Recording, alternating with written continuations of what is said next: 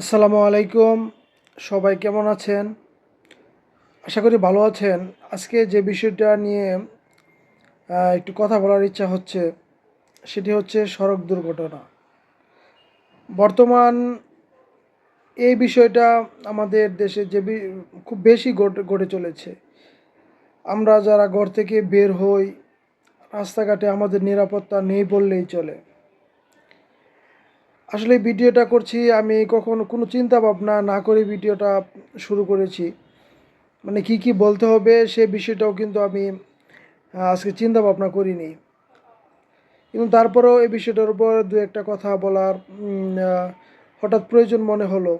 কারণ কালকে একটা খবর দেখতেছিলাম, তখন দেখলাম যে আহ, রাস্তা পার হওয়ার সময় দুজন পথযাত্রী মারা গিয়েছে। তারা দুজন আত্মীয় ছিল। তো এরকম তো প্রতিদিনই মারা যাচ্ছে। তো কালকে হঠাৎ এই খবরটা দেখার পরে মনে হলো যে বিষয়টা নিয়ে একটা ভিডিও করি। হয়তো আমার ভিডিওতে কিচ্ছু হবে না, তারপর আমাদেরকে বলে যেতে হবে, বলতে হবে।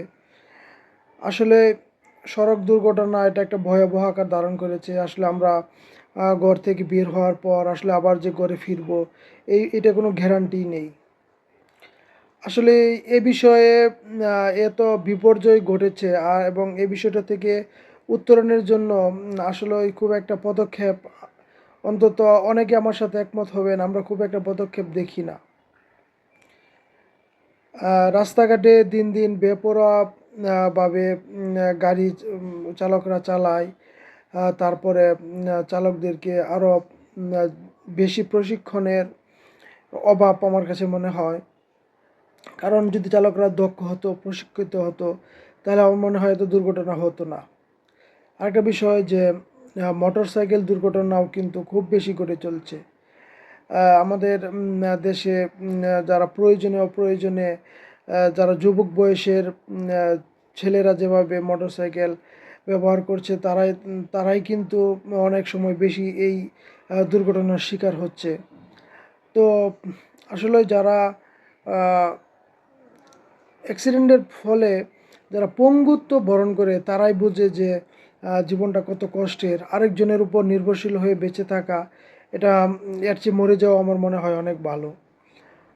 তো আমার কথায় আশা করি কেউ কষ্ট নেবেন না, কারণ আমি কাউকে আহ, এ বিষয়টা আসলে সচেতন করার জন্য বলছি।